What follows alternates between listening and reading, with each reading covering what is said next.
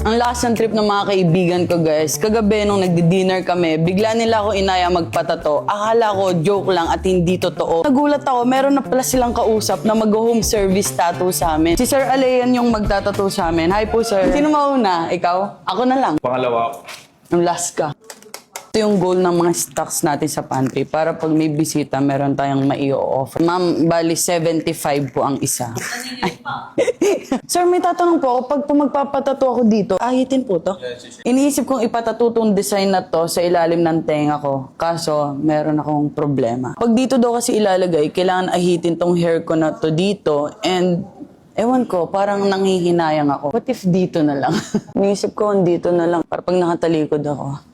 Guys, hindi kami magkasundo kung dito namin ipapalagay yung pare-pares naming tattoo or dito. Pag kasi dito ako, meron ako dito. Make-upan mo na nga lang pag mag-a-apply ka ng trabaho or wag ka na lang mag-apply ng work. Ito yung mga option namin na sizes pero yung pinili na lang namin yung mas maliliit. Minimalist lang talaga yung goal namin. Hanggat maaari nga kung pwedeng nakatago. Ako yung unang tatatoan, guys. Wish me luck. Wow, akala mo kung anong gagawin. Unang itatato sa akin yung camera. Nahilang ako magsalita, guys, kasi baka ma-disalign. Feeling ko mas masakit pa nga to kaysa sa pwesto po nung isa, mamaya. Mas masakit to, no? Tapos na, guys, yung first tattoo natin na camera. Goods lang siya. Di siya ganun kalaki, di rin ganun kaliit. Yes! Nahiluran din.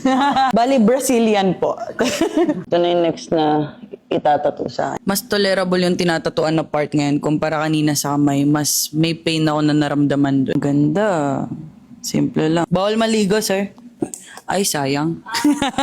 Si Kyle na yun next, guys. Good luck. Nanginginig si Kyle. Kabadong-kabado talaga siya. Guys, tatawagan ko yung mama ko. Tingnan natin kung ano yung reaksyon niya. Feeling ko magugulat lang siya, pero di siya magagalit. Kasi nga meron na akong tattoo. Ma! Yes! Tinan mo. Totoo yan? Oo, namumula. Oo, nakangiti pa. Maiksi lang. Oh, maganda naman, di ba? Di ba, hindi nagalit yung nanay ko. Sabi pa niya, ang ganda. Si Paps naman yung tatawagan natin. Paps! Nagpatato ako. Oo nga, ayan o. Galing naman na nag-drawing yan. Patuloy nga, yan, hindi yan drawing. Ito pa. Tatakpan siya pag may sleeve. Yung pangalawang tattoo na yung itatato kay Kyle, ganito siya. Parang LU vibe. Saan mas masakit, Kyle? Yung ginawa sa'yo dito sa wrist mo o yung pangalawa ngayon? Itong pangalawa. Tama na, stop na. Tapos na yung first tattoo ni Ray, guys. Galingan nyo hawakan, ha? Game. Model nyo yan, ha? Dapat kakaibang hawak. 1, 2, 3. Pokemon.